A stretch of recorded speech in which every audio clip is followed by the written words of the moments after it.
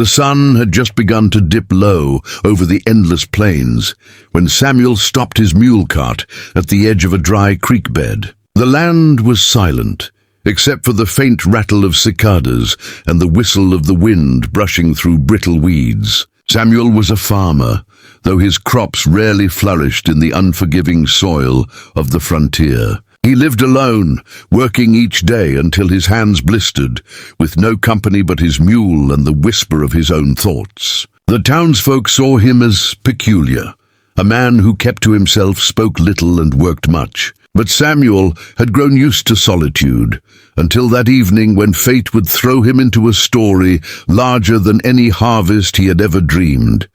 He had spotted the boy by accident, lying half-hidden beneath the brush. At first, he thought it was just another shadow or a trick of the sun, but when he came closer, he saw the blood. The boy was young, perhaps 15, his dark hair matted, his chest rising and falling weakly. An arrow shaft stuck from his shoulder, its tip crudely broken off. His eyes flickered open at Samuel's approach, fierce yet fading, and Samuel realized at once this was no ordinary child. The beads woven into his leather vest, the painted markings across his skin, all told him he was Apache. Samuel froze, torn between fear and pity. He had heard the stories. An Apache raid could burn a whole farmstead to ash. But this boy was no raider. He was broken, wounded, abandoned to die. Samuel's heart beat hard in his chest as he knelt beside him. "Easy, son," he whispered, though he knew the boy might not understand. The boy tried to move, but the pain made him collapse against the dirt. Samuel knew leaving him would be the safer choice, safer for his life, safer for his farm.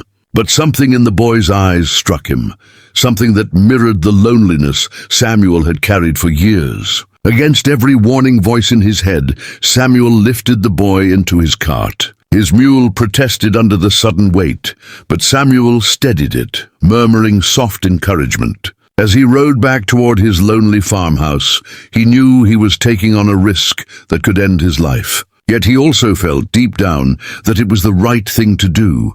All through the night, Samuel tended the boy's wound. He cleaned it with boiled water, pressed a cloth against it to slow the bleeding, and whispered words the boy probably didn't understand. The boy drifted in and out of consciousness, sometimes murmuring in his native tongue, other times staring at Samuel as if trying to measure the man's soul. Samuel had no family, no children, and had not spoken more than a few polite words in weeks. Yet now he found himself speaking to this boy as though he were his own son, telling him about the mule, about the stubborn soil, about the stars they could see through the window. When the boy finally slept, Samuel sat at the edge of the bed, weary but strangely fulfilled, as if for the first time in years, his home was no longer empty.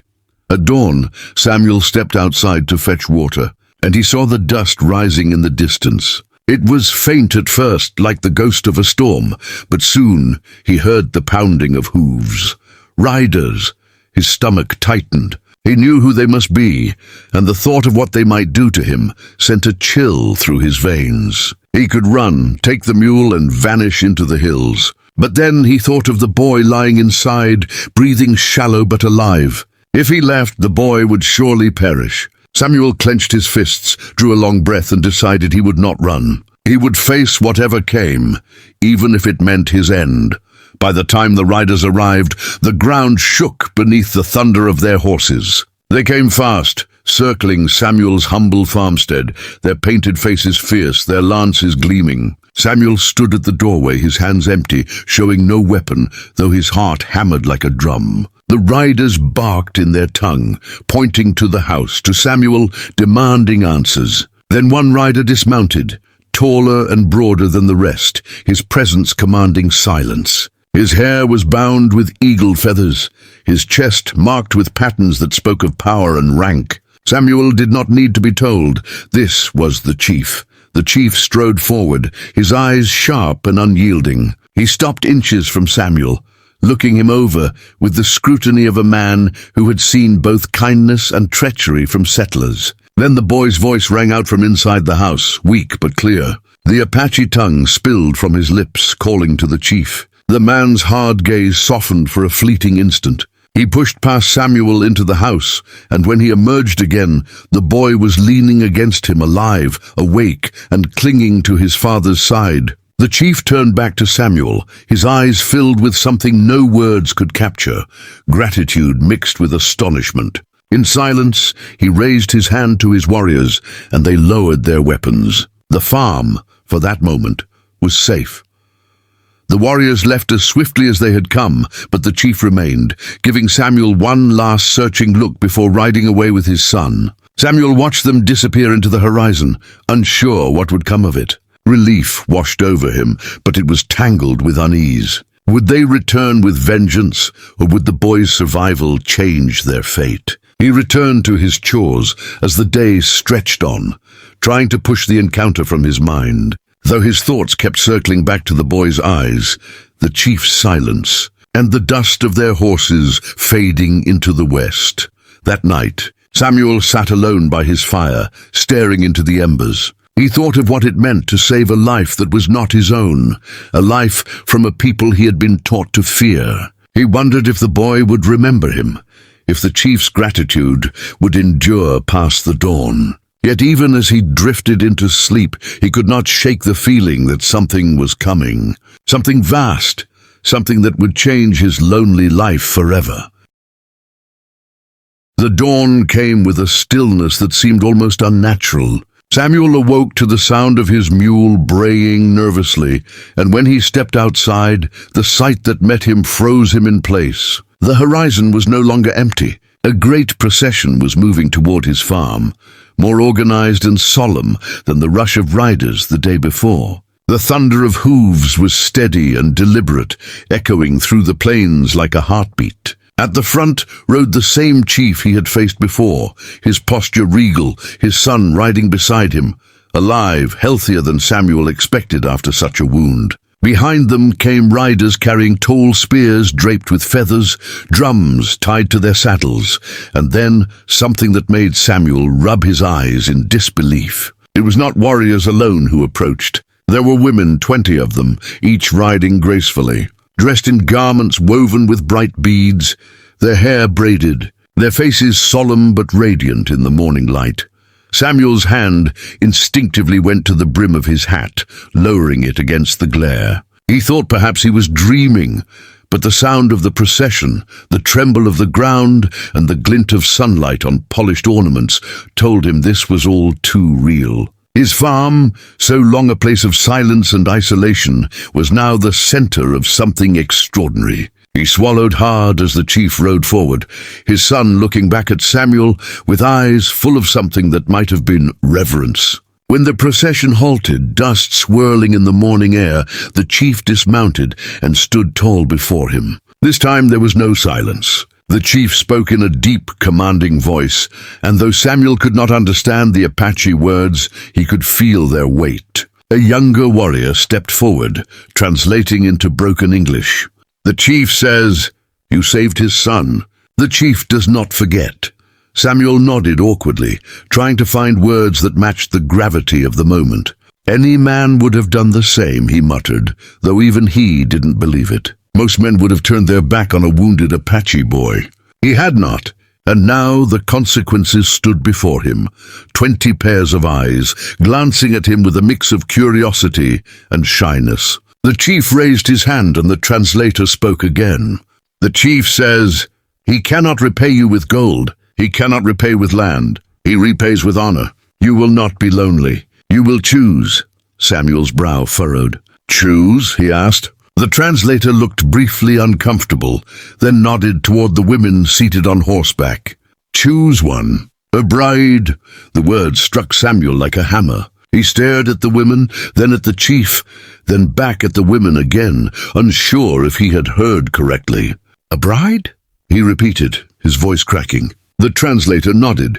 "Yes, one of the chief's people. A wife to live with you, to give you family, to give you life." Samuel's heart pounded so loud he could hardly hear the rest of the words. Never in his life had he been offered anything so strange, so overwhelming, so impossible. The women dismounted one by one, standing in a quiet line before him. Some were young, their eyes full of innocence, others older with strength etched into their faces. Each wore garments decorated with patterns that told stories Samuel could not read. He felt their gazes on him like the weight of the sun. The chief's son stepped forward now, speaking in English himself, halting but clear. "You saved me, my father.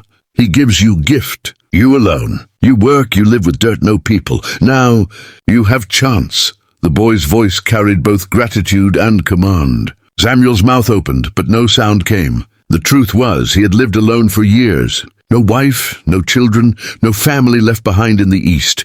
His farm was his world, but it had never felt like enough. Yet this was something else entirely.